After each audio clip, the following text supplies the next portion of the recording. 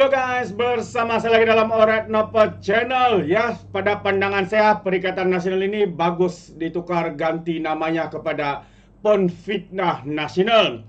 Ya, satu hari demi hari kita mendengar fitnah-fitnah yang dilemparkan, dijajah, ya, membuat hasutan, membuat kenyataan yang mengelirukan rakyat dan berbau fitnah sahabat-sahabat semua. Bukan saya pemimpin lelaki, tapi hari ini pemimpin wanita mereka juga. Seperti Mastura yang dikatakan telah membuat kenyataan berbau fitnah, membuat tuduhan. Sekali lagi, MP Masjid Tanah melakukan perkara yang sama, sahabat-sahabat semua. Sangat-sangat memalukan.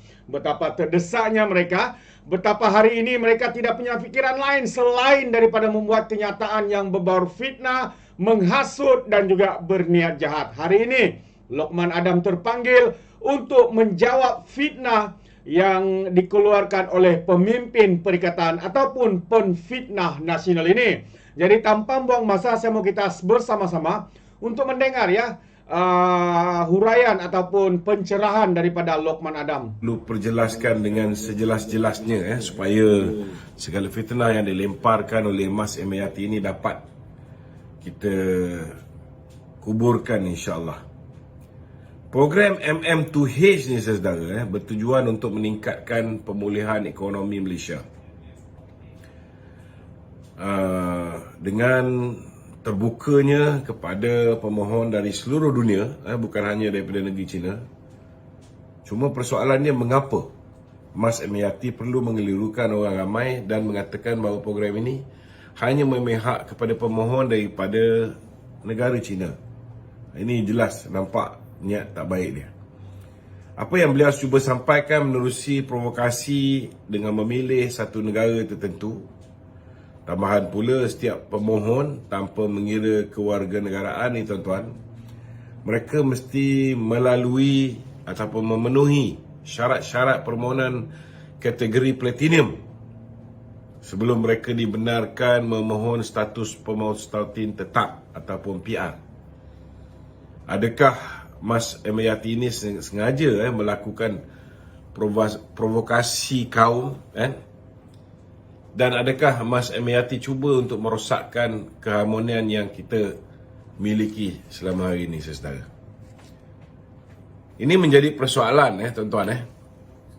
Saya nak menegaskan sekali lagi bahawa penambahbaikan kepada kriteria dan syarat untuk menyertai program MM2H ataupun Malaysia My Second Home. Malaysia My Second Home adalah bertujuan untuk menarik lebih banyak permohonan, terutamanya yang mempunyai potensi keuangan yang baik. Yang masuk ni saudara, mereka perlu park duit bukan sikit, berjuta tuan-tuan. Kemudian kita punya syarat ni makin hari makin ketat. Dan sudah tentu setiap permohonan dari mana-mana negara yang layak untuk memohon akan diteliti dengan cukup telus. Dan dakwaan Mas Emiati berhubung isu ini dilihat hanya untuk menagih populariti politik pribadinya saja. Kenyataan beliau jelas dilihat berupaya untuk mengancam keharmonian rakyat dan saya rasa tindakan tegas perlu diambil oleh pihak berkuasa. Program MM2H ini saudara dah dilakukan di banyak negara. Banyak negara ada program seperti mana Malaysia My Second Home ni. Dan keseluruhan proses permohonan MM2H disahkan dengan teliti dan disemak dengan ketat. Dan ini jelas menunjukkan bahawa komen yang dibuat oleh Mas Emiati menunjukkan kejahilannya tentang banyak perkara. Dan sememangnya inilah cara beliau menarik perhatian. Bukan setakat beliau, tetapi semua ahli-ahli politik daripada Parti Bersatu dan Perikatan Nasional. Umum mengetahui bahawa setiap permohonan untuk menyertai MM2H ini mestilah lulus proses semakan yang sangat ketat, termasuk saringan kewangan, semakan latar belakang seseorang itu dan keperluan lain yang berkaitan sebelum mereka layak menerima PAS program MM2H dan kemudiannya memohon status PR mengikut syarat-syarat yang dikenakan oleh Jabatan Immigration Malaysia. Sekiranya pemohon ataupun sekiranya pemohon melakukan sebarang salah laku atau langgar mana-mana syarat program, keistimewaan yang mereka miliki akan terbatal. Jadi motif Mas M. Yati membuat komen yang tidak berasas dan palsu ini seharusnya dikecam dan tindakan yang tegas patut diambil oleh pihak berkuasa terhadap Mas M. Yati. Memandangkan beliau kelihatan kurang memahami tentang syarat-syarat permohonan versi baru MM2H, maka saya bersedialah untuk menjelaskan dengan jelas kepada beliau ni supaya tidak ada lagi salah tanggap ataupun tidak ada lagi andaian-andaian yang boleh dibuat oleh mana-mana pihak. Jika tak memahami secara jelas mengenai program ini, lebih baiklah beliau jangan tergesa-gesa mencetuskan persepsi. Lebih baik beliau diam daripada mengeluarkan kenyataan yang berbau perkauman ini. Mas M. Yati menunjukkan bahawa dirinya sebagai seorang pemimpin sanggup mengorbankan kesejahteraan rakyat semata-mata untuk kepentingan politik diri dia sendiri dan sama sekali tidak menghiraukan kehidupan orang lain, khususnya rakyat hari ini yang berhadapan dengan pelbagai masalah. Jadi kita minta Mas M. Yati ni tolonglah sikit bertenang. Kenyataan anda terhadap MM2H bukan sahaja mengelirukan dan tidak berasas, tetapi juga menyebabkan maklumat palsu tersebar dengan niat jahat. Ini merosakkan rancangan keseluruhan kerajaan perpaduan kita ini untuk merangsang pemulihan ekonomi negara dan membawa peluang perniagaan untuk membangunkan pelbagai industri dan meningkatkan kehidupan rakyat Malaysia secara keseluruhannya. Jadi malam ni kita akan kupas isu-isu yang telah pun disediakan oleh pihak studio, dan kalau ada kawan-kawan yang nak bertanyakan soalan, boleh ajukan soalan anda di talian 011. Oh, dah ada orang masuk. Okay. Layan dulu tak apa? Layan dulu. Apa nombor ni? 019 019 481 481 9495. 9495. Assalamualaikum. Assalamualaikum, Tok. Waalaikumsalam. Ya, silakan. Okey, Tok. Tok, saya nak minta komen sikit lah, Tok. Ya. Berkenaan dengan beberapa panggil apa, cyber trooper kita lah. Cyber trooper Barisan Nasional. Contohnya kita tengok sekarang ni Lim Sian Si lah. Facebook Lim Sian Si kerap menghentam kerajaan perpaduan. Memang boleh dikatakan berhari-hari lah menghentam kerajaan perpaduan. Jadi apa telah jadi dengan Lim Sian Si? Saya dengar hari-hari Datuk punya kupasan yang mengatakan Lim Sian Si ni di belakangnya adalah Eric lah. Jadi Lim Sian Si tu Eric lah. Apa yang berlaku pada Facebook Lim Sian Si ni seolah-olah macam sudah bersuara seperti bersatu ke Perikatan Nasional lah.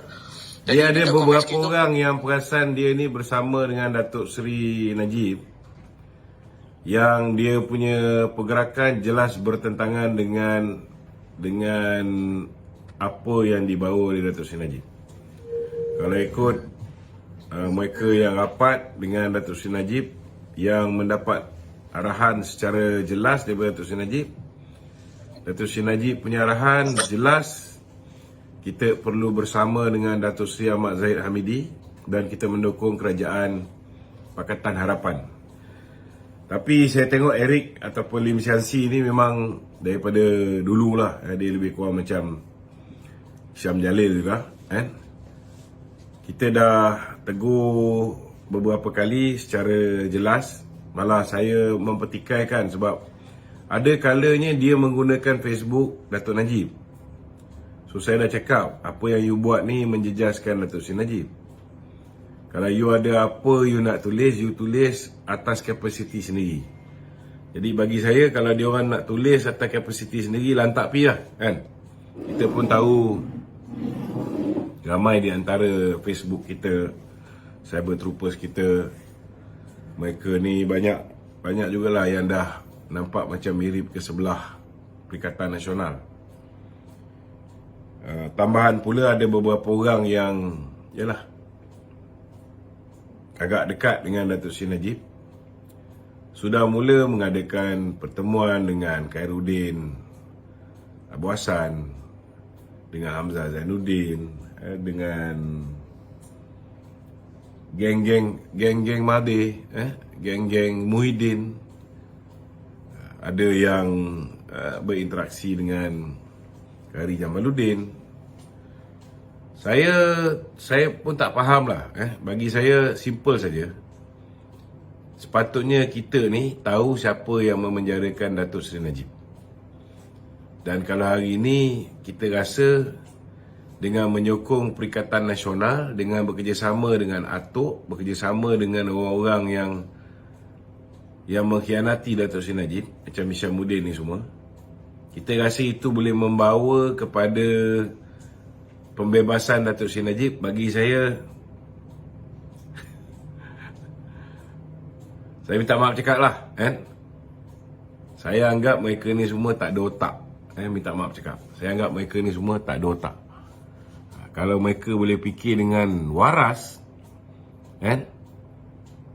saya yakin mereka sendiri boleh fikir bahawa kalau adalah orang nak bebaskan Datuk Seri Najib ni, orang ni ialah Datuk Seri Anwar. Dan kalau ada orang nak bagi pengampunan pun, ialah hanya Yang di-Pertuan Agong sekarang ataupun Yang di-Pertuan Agong yang akan datang. Bukan manusia bernama Mahathir, bukan manusia bernama Muhyiddin, bukan Haji Adi, bukan Khairi Jamaluddin, dan bukan juga Hishamuddin Tun Lusit. Nama Hishamuddin ni saya dengar sendiri daripada mulut Datuk Seri Najib lah. Ini antara orang yang dia betul-betul kecewa. Sepatutnya sebagai darah daging Datuk Seri Najib, dia tidak mengkhianati Datuk Seri Najib. Okey? Ada lagi? Okey tu, ada satu soalan tu. Okey. Berkenaan dengan kita bercerita berkenaan dengan UMNO lah. Sebenarnya bagaimana UMNO nak mengembalikan semula keyakinan orang Melayu bagi menyokong semula UMNO, seperti mana apa yang berlaku semasa UMNO bersama dengan Perikatan Nasional dululah. Ketika itu UMNO dilihat begitu kuat, apabila masuk pilihan raya menang. Jadi sokongan orang Melayu itu boleh dikatakan solid ke UMNO pada waktu tersebut lah. Itu ialah sebelum kita kerjasama dengan Bersatu. Situasi sekarang ni tu macam mana? Itu sebelum kita kerjasama dengan Bersatu. Ini kena faham. Kena jelas bahawa kebangkitan kita itu sebelum kita kerjasama dengan Bersatu. Bila kita mula kerjasama dengan Bersatu ni, kita punya prestasi merosot sedikit demi sedikit. Dan akhirnya hancur pada pilihan raya umum yang ke-15. Adakah terdapat perancangan di peringkat Majlis Kerja Tertinggi untuk nak buat satu retreat bagi nak mengembalikan semula orang panggil sokongan orang Melayu lah terhadap UMNO? Ada perancangan tak tu? Retreat ni semua kita dah buat dah. Setiap tahun kita buat retreat. Kita dah buat dah. Tahun ni pun dah buat dah. Okey tu. Memang kita dah ada perancangan apa semua sekali. Cuma sekarang ni fokus kita ialah kita kena turun ke akar umbi, memperjelaskan kepada akar umbi bahawa kita kena kerjasama dengan Pakatan Harapan. Kenapa kita kena kerjasama dengan Pakatan Harapan? Kenapa kerjasama dengan Pakatan Harapan itu lebih baik dan lebih kurang mudarat berbanding dengan kerjasama dengan Perikatan Nasional? Benda ni semua kita kena turun ke bawah dan jelaskan. Saya yakin kalau kita berterusan buat kerja secara konsisten, akhirnya kita boleh tawan hati balik pemimpin kawan-kawan kita daripada dalam UMNO. Begitu juga dengan rakyat yang berada atas pagar, khususnya orang Melayu yang mungkin selama hari ini mereka mengundi BN kerana kita tidak bersama dengan PH, khususnya DAP. Tetapi hari ini mereka perlu sedar bahawa tidak ada satu kerajaan pun boleh stabil kalau kita tak dapat dukungan bukan Melayu. Dia mesti kerajaan yang terdiri daripada masyarakat berbilang kaum dan majmuk. Apatah lagi hari ini orang Melayu telah dipecah belahkan oleh Tun Dr. Mahathir, oleh Muhyiddin. So tak mungkin kita boleh bentuk kerajaan hanya orang Melayu dan kerajaan tu stabil. No way. Okey? Okey tu, soalan terakhir tu. Ya. Okay, berkenaan beberapa isu ataupun perkara yang ditimbulkan oleh pemimpin-pemimpin lama lah di AP, boleh katakan lama lah, seperti Lim Kit Siang dan beberapa pemimpin lah. Alhamdulillah kita tengok tadi Ketua Pemuda UMNO telah menyanggah lah kenyataan yang dibuat oleh bekas pemimpin, boleh katakan bekas lah pemimpin DAP yang menyatakan berkenaan untuk nak mengadakan pilihan raya di peringkat PBT. Jadi komen Datuk sikit berkenaan dengan saya dah komen 2 hari sebelum. Akmal Linari buat kenyataan kan. 2 hari sudah saya dah buat kenyataan saya. Saya maklumkan bahawa sekiranya pemimpin-pemimpin dinasti Lim ni, ini semua bukannya orang di AP sekarang, kena faham ni. Dia ada kumpulan-kumpulan yang menyokong kepimpinan Lim Kit Siang, Lim Guan Eng ni. Itu sebab dia orang ni cuba nak, bagi saya lah, dia orang ni nak sabotaj. Dia tahu orang Melayu takut dengan DAP pasal kenyataan-kenyataan DAP sebelum ni. Kenyataan DAP berhubung dengan isu Malaysia, kenyataan DAP berhubung dengan isu hak sama rata, kan? Kenyataan DAP berhubung dengan isu Perdana Menteri bukan Melayu. So kalau kita fikir dari segi otak yang waras, tidak ada sebab kenapa ada pemimpin DAP nak keluarkan kenyataan-kenyataan bodoh macam ni tanpa sebab, kan? So bagi saya hari ini Lim Kit Siang sedang berusaha untuk merosakkan imej DAP yang hari ini kita cuba nak yakinkan orang Melayu bahawa DAP dah berubah, kan? Kalau hari ini yang menjadi Susagung DAP ialah Lim Guan Eng, agak-agak Lim Kit Siang nak buat tak kenyataan-kenyataan yang menyebabkan orang Melayu ni kembali marah kepada DAP? Sudah tentu tidak. Jadi ni sebenarnya ada isu dalaman ni. Isu dia nak sabotaj Anthony Loh, dan kita pun tahu bahawa geng-geng lama Lim Kit Siang ni masih ada juga, contoh macam pengurusi DAP wilayah persekutuan. Ini semua orang lama ni. Apa nama dia? Tan Kok Wai. Ni semua orang lama. Geng-geng Lim Guan Eng, geng-geng dinasti Lim. Jadi kalau kita nak serang, kita serang Tan Kok Wai. Kita kalau nak serang, kita serang Lim Guan Eng.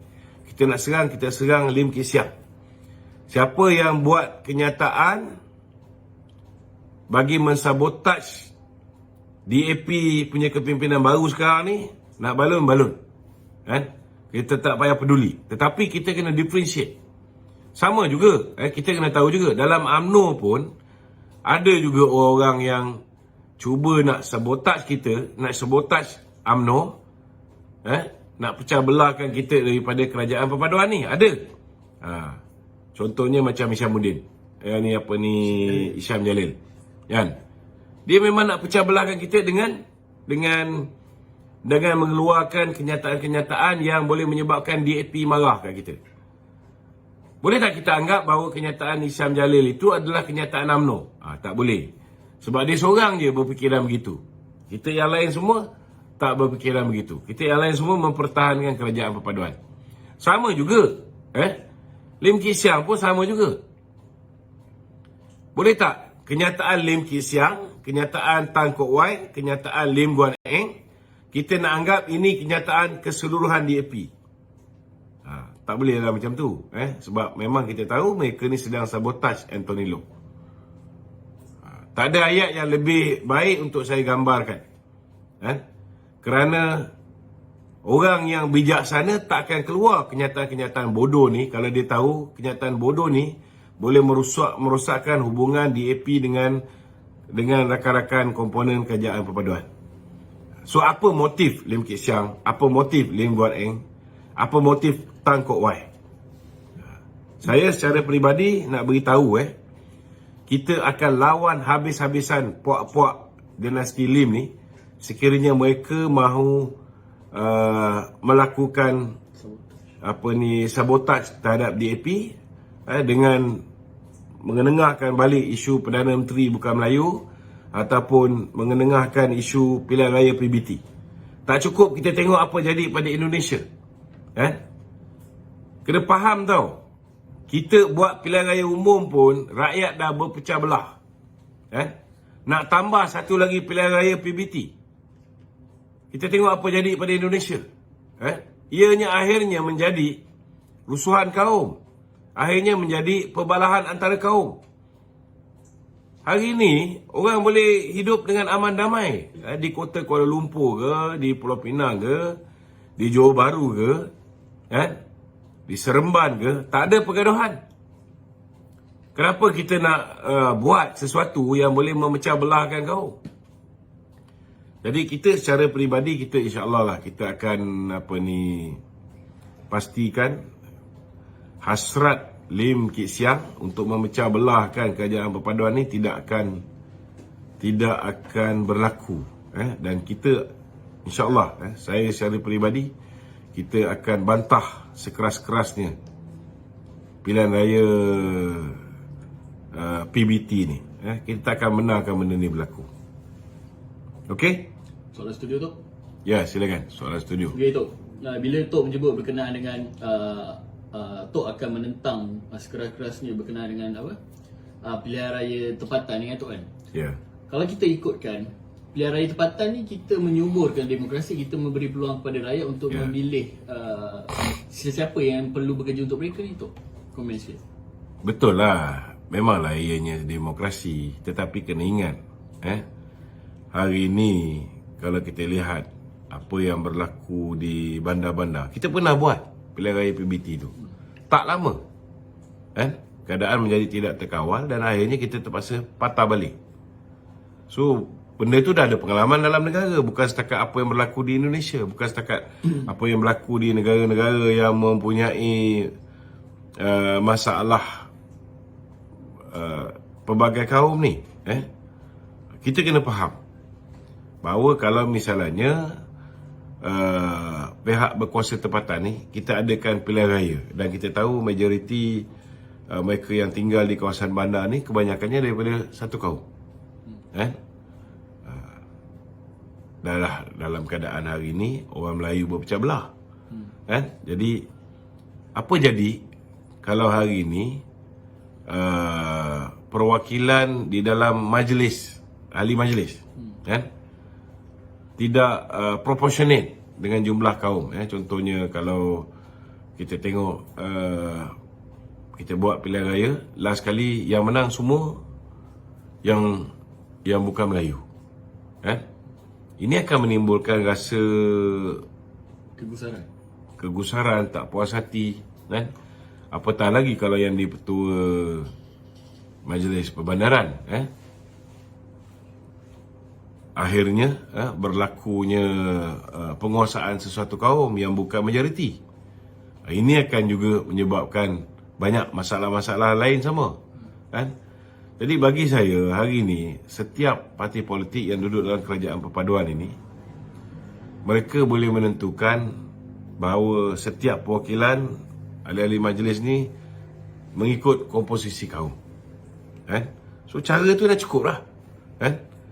Dan YDP PBT yang sedia ada pun setakat ni boleh menjalankan tugas dengan baik untuk menjaga ketenteraman awam dan boleh menjaga kepentingan semua kaum, termasuk datuk-datuk bandar semua. Tapi kalau kita patah balik dengan mengadakan pilihan raya PBT. Nescaya tak mustahil peristiwa-peristiwa tak baik macam peristiwa 13 Mei akan berulang kembali. Cukuplah kita sekarang ni dalam keadaan tidak ada pergaduhan antara kaum pun, politik kita tidak stabil. Cuba bayangkan kalau pilihan raya PBT pula dia adakan. Sekarang ni pun dah okey dah. Bergaduh 5 tahun sekali. Nak buat pilihan raya PBT, apa akan jadi pada negara kita? Asyik berperang satu sama lain. Cukup. Benda yang sedia ada yang bagus kita kekalkan. Ini bukan soal demokrasi. Demokrasi ini tidak bermakna bahawa benda tu betul. Kena faham tu. Ada juga demokrasi tak bagus. Ini semua benda yang bukan daripada apa ni, selain daripada Al-Quran dan hadis. Tidak ada apa yang sempurna. Ada kelemahannya.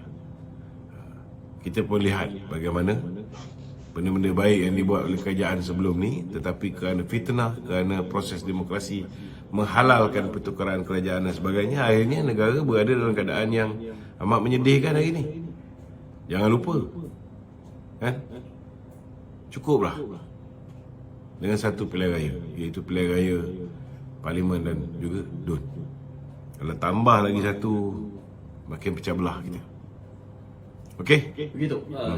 Alright, so itu dia pencerahan daripada Lokman Adam, sahabat-sahabat semua. Isu yang pertama tadi menarik perhatian saya juga ya, satu pencerahan yang baik ya apabila isu My Malaysian Second Home ini dipusingkan, diputarbelitkan ya, kenyataan daripada Menteri Pelancongan oleh ahli parlimen daripada Masjid Tanah ini ya, satu yang amat-amat memualkan, satu yang amat-amat memalukan sahabat semua.